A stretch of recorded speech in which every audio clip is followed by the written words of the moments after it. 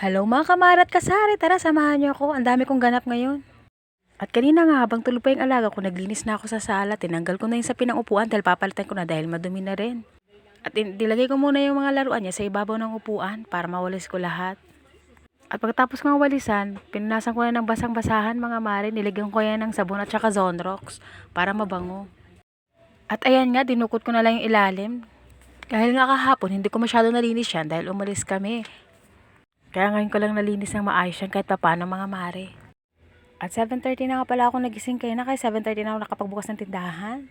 At ayan, sinali ko na rin pati kusina para hindi na ako babalik-balik para isang linisan lang mga mare. Dinukot ko na nga yung ilalim dahil hindi nga maabot ng paa ko. Diyos ke. Ang iksi kasi ng paa mo mare, habaan mo, char. At yung may nakikita kayo may mga mineral sa bawat sulok ng bahay mga mare, nagtitinda din ako ng tubig. Kinukuha ko lang yan dun sa water station, 25, kaya dinadagdagan ko na lang ng 5 piso. At naalala ko, pasok ka na next week, kaya nilabahan ko na yung mga puti ng anak ko. Ayan, sinali ko na rin yung nabili ko kahapon. Pag naglaba ako ng mga puti mga mare, binabaliktad ko muna siya kasi ibababad ko yan siya. Ibababad ko ng mga ilang oras bago ko kukusutan. Dumihin kasi ang puti, lalo na pag sa bata. At ayun, babanlawan ko muna siya bago ko siya ibabad.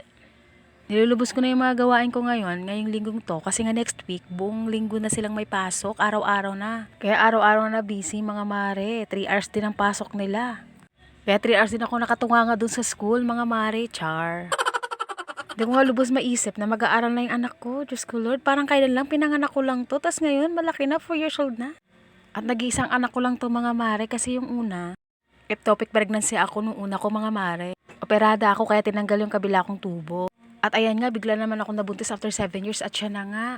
Kaya nga tawag ng mga doktor sa kanya is miracle baby nung pinanganak ko dun sa hospital. Ayun na naman siya, kumakalabog na naman, nandito na naman siya, voice over ako, Diyos ke. At ito nga, dahil lubos-lubos ko na, pinalitan ko na rin yung kortina dito sa harapan ng lamesa namin, sa harapan ng kainan namin. Dinodoblehan ko na nga lang to ng kortina mga mare kasi nga ang pangit ang background niya. Kaya nakapalibot ng wallpaper o di kaya kortina. Hollow blocks lang siya, hindi pa siya naka-finish mga mare. Wala pa kaming budget mong pa-finish nito mga mare, malaki-laking gastusin pa. Para lang gumanda-ganda ang background ko, kaya ayan, ginagawan ko na lang ng paraan mga mare, o diba? Wallpaper at kortina lang sa kalam. Char. At ayan nga, bilang dumating ang order ko sa grocery, kaya ayan, nag-display na naman ako ng mga paninda ko. Konti lang naman to, halagang 1,830 lang din tong in-order ko sa grocery.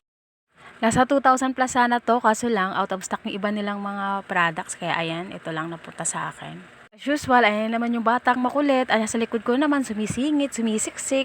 Nakikisyoso din siya sa mga ginagawa mo. Kala mo naman kaya niya na. Diyos ko Lord. Kaya nga sinasabi ko, anak, sige ikaw na dito. Ikaw na gumawa dyan. Ikaw na mag-display. Ikaw na lahat. Ikaw na rin maging nanay para mamahinga na ako. Char. Bukod sa napapagod na yung katawang lupa ko, napapagod na yung bunganga ko sa kakasaway sa kanya.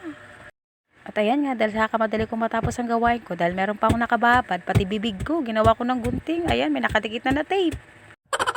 Paano naman kasi tong anak ko, kaya nalilito ako. Kasi lahat ng ginagamit ko, kinukuha niya, ginagalaw niya. Pakakulit talaga, grabe. At yun lang mga mare, salamat sa panonood. Thank you. God bless.